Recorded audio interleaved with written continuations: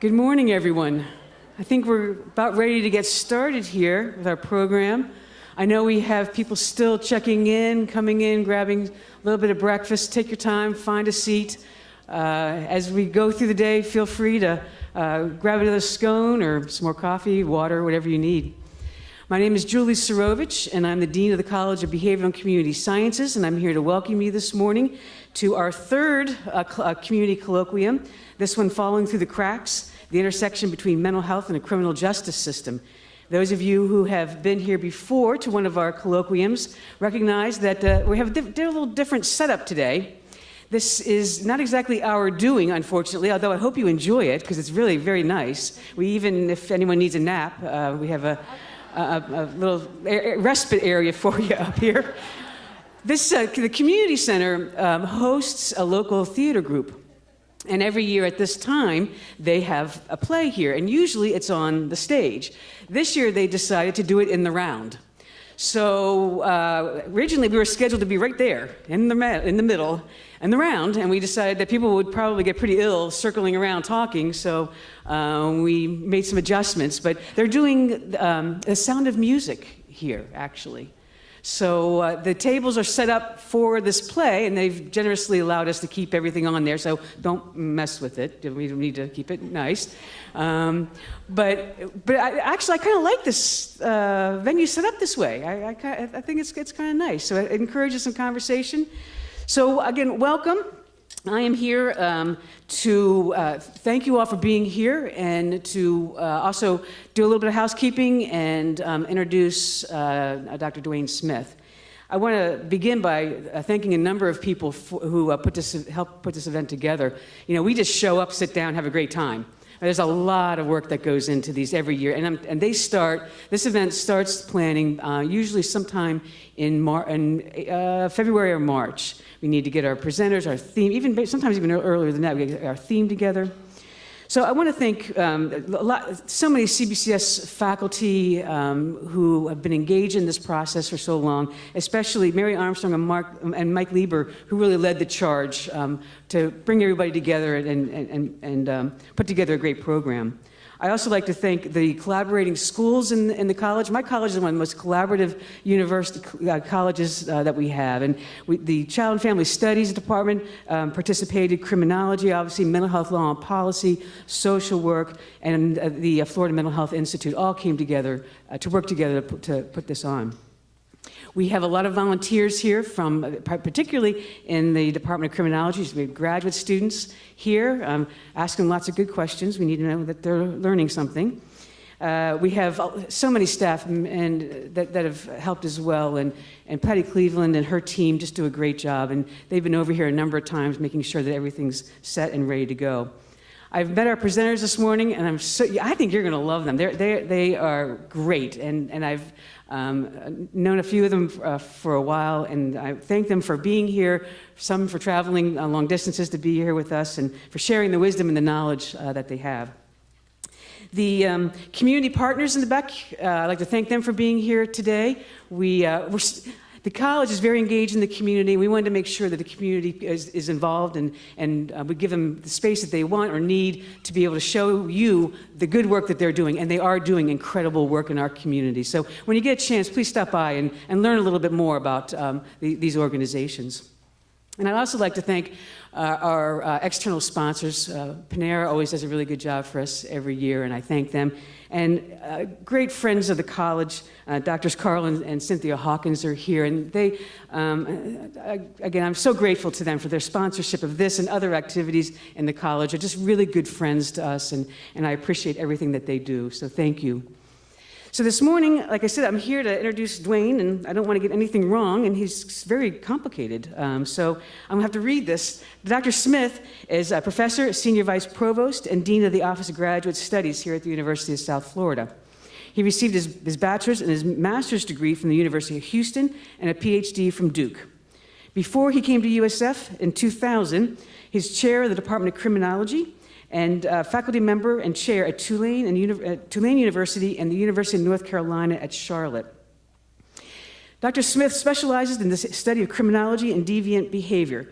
His current research concentrates on the analysis of jury decisions in death penalty cases, while his past efforts have focused on the dynamics of homicide, offending, and victimization among specific populations within the United States, and developing social structural profiles of cities that demonstrate either high or low rates of violent crime.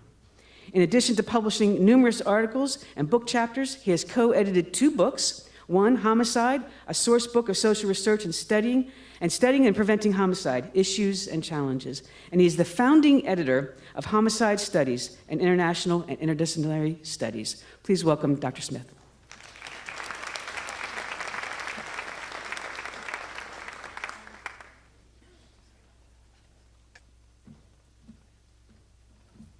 Thank you, Dean Surovich, for that introduction. I have indeed been described as complicated, so please know I'm accustomed to that.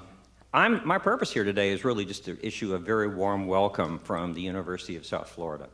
In addition to our research and teaching missions, we take very seriously our efforts at community outreach. And this is simply one of those efforts, and we're very pleased to be able to provide you with this opportunity and for us to have the opportunity to deliver on today's topic. I do want to comment on Dean Surovich's notation about the room and its setup today. I couldn't help as I walked in thinking that it was probably 5 o'clock somewhere, just regrettably not here, because we could have definitely created a nice little nightclub atmosphere.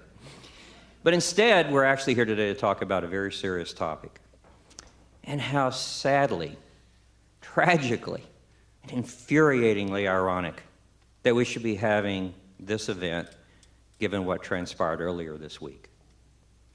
And yet, given the high-profile nature of that, it belies the fact that today's topic speaks to the fact that on any given day, probably in any given hour across this country, our police and our courts and our incarceration system face very complex and complicated issues of dealing with mentally ill people.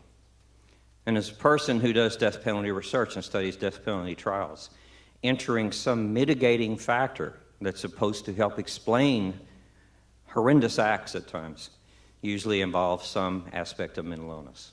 And so how timely, again in a very sad kind of way, that we're having today's topic. We are, however, very fortunate to have a moderator who will guide us through our speakers today. And this is Mr. Mark Engelhardt, who is a faculty research associate in the Department of Mental Health Law and Policy here at USF. He provides training and consultation to various state agencies, county governments, advocacy groups, and mental health and substance providers throughout the state of Florida. He concentrates on systems development with an emphasis on policy making and program development. But very important for the purposes of today's event, Mr. Engelhardt is the director of Florida's Criminal Justice, Mental Health, and Substance Abuse Technical Assistance Center here at USF. Said another way, we could have done a national search for a moderator, and we couldn't possibly have done any better than what we had right here at USF. So I'm very pleased to introduce today's moderator, Mr. Mark Engelhardt. Thanks, Dwayne. Appreciate it. Good morning. Can you sit on? Okay, very good. Once again, I want to welcome everybody here today. And why are we here anyhow? I mean, that's kind of the question I was asked before I introduce everyone. We're here because people recover at home.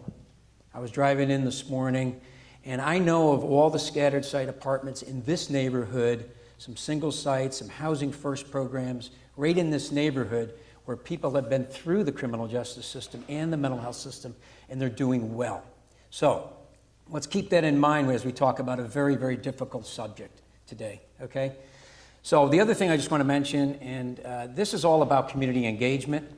As you know, USF is always in the community, and as far as our Technical Assistance Center, just so you know, we've been in 30 counties in the state of Florida where we've done the sequential intercept mapping process, which I'll mention briefly later, okay? So we're very much engaged throughout the state of Florida. We pretty much know the pulse of what's going on. What's more important, the reason you're here, is you are the community. People will not be in jail a long time. People come home.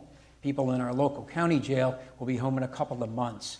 So all of you are the experts, all of you are the support system out there, and that's really my message.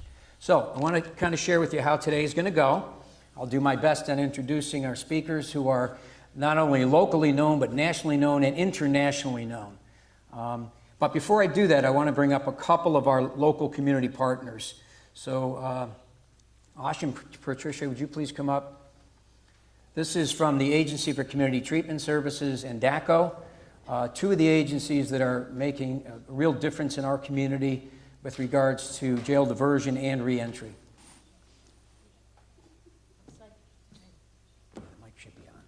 Good morning. I tried to make a few notes. This is a little early for me. My name is Asha Terminello. I'm the Chief Operating Officer for ACTS.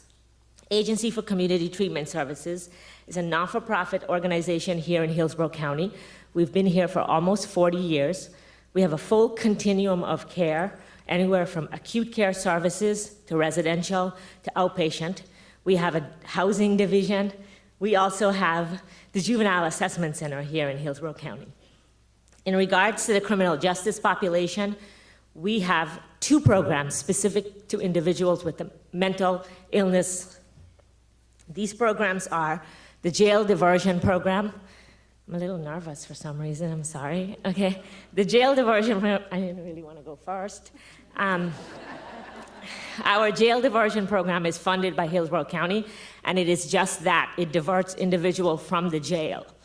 About 40 individuals may choose to participate in this program and will receive intensive case management for up to 90 days. We have a second program. Referrals come to us from the State Attorney's Office, and individuals are diverted directly out of the Mental Health Court Division. This is a pre-trial intervention program. It's called Enhanced Offender Diversion Initiative.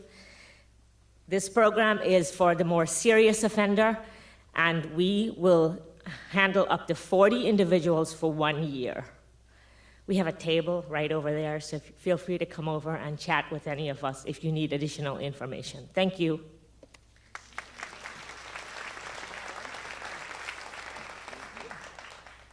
Hi, my name is Patricia Ellingham. I'm from Dachau. Dachau is a community center. We deal with all various intervention prevention services. We work in the school systems. We target kids that have needs that have been targeted by their teachers, that need some intervention programs. We work with, that also been referred through our programs that we work with ECHRD, through all the case management if they're on plans. Then they have children that are in the education system that need some targeting, that need some resources. We work in the school systems there. We also work in the court systems. We have various programs in the court systems. We do VA court, we have Marchman court, we deal with drug court, we deal with individuals that have had felony courts and they're in drug related, but it's not their first, that would be drug court. Drug court is the program where if they have one offense, and that's their first drug offense, they go through an 18-month program, and then they can get the charge taken off the record. So this is a very big program that we have. In this program, we also do acupuncture. This is one of the only programs that is court-ordered to have 21 sessions of acupuncture, which is 50 sessions long. And what's really cool about that is it helps teach them to, A, relax, and B, it also teaches them to work through the cravings. So they don't have cravings while they're learning how to do coping skills, so they're not going out reoffending again. We also have a housing solutions, which is helping the homeless population. We target these individuals that are homeless, we bring them in, and then once they're in our program, then we start looking and say, okay, do you have mental health issues? Do we have substance abuse issues? Then we can kind of work them in the community. We bring them over and do an assessment. We can get them into our outpatient services, which meets twice a week. We can get them into our intensive outpatient program, which is 3 hours a day for 3 days for a total of 9 hours. So it's 3 days, 3 hours. And then we also have a residential program, a men's residential program as well as a women's residential program. We have adolescent program, which is intensive outpatient, again, which is 9 hours a week, 3 hours a day. Then we have an outpatient program for the adolescents. And that's where we kind of work in the schools as well. These kids that are brought to us by diversionary programs in the community, they're also brought in by the juvenile justice system. We also have something that's a citation program that they just started probably about a year ago, and this is kids that they have, their first offense is a marijuana charge. So instead of getting them into the legal system and getting immersed in that, we try to bring them in. They get a citation from the law enforcement, they go through a judge, they come to us, and we work with them probably about 6 months to 9 months, and we do counseling with them, we do drug testing with them, we have a counselor that works with them, and we try to find out if there's any mental health issues, and we work with the families. So this is a new program that we're doing really well with, and we're having some really good recidivism rates on our juvenile program through the citation program.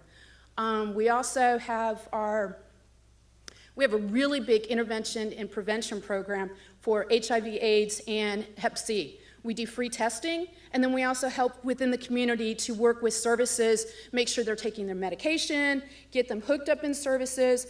If a client comes in and they're on HIV/AIDS medication, we can work with them on the medication side, working with the community, but we also link them into counseling if they need group counseling, if they need substance abuse. So we kind of merge everything together and we work with them and help them with their resources. I'm trying to think everything else gone through. I think that's about all that we have. And we also have programs, we have our opiates programs. We have a maintenance for opiates, we have methadone, we have Suboxone, we have Subutex, and we also do Vivitrol. So we have a program in Lakeland. We also have a program here, our Suboxone clinic at the Medical Pavilion. Plus, we have an outreach program in Brandon where we do intensive outpatient as well as outpatient programs for adolescents and adults. Thank you. Thank you. Thanks, Ash. Go ahead. Okay, thank you very much. And that's only 2 providers in Hillsborough County. I mean, there's numerous providers, and we don't want to discount anyone. Just before we start, I just also want to recognize some of the other partners in the room, not by name, but just by their importance. The National Alliance for the Mentally Ill are here. Family members are here. County government is here, has done an unbelievable job in terms of leadership. The Public Defender's Office is here, and many, many other advocates in the room, so we appreciate it. So here's kind of, all right, appreciate it. Give them all a round of applause. So the way this is going to work today is I'm going to introduce the speaker. Each speaker will come up individually. They're going to give a presentation from about 20 to 30 minutes.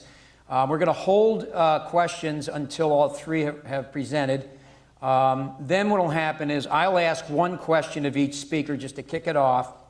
And then in the audience, we're going to have Kathy Moore and Mary Armstrong with microphones. We're going to take the microphone questions first. If there's not enough questions, there's index cards on your table. So, or if you don't feel comfortable in front of a microphone. We'll take the index cards as our backup questions, and I'll read them to the presenters.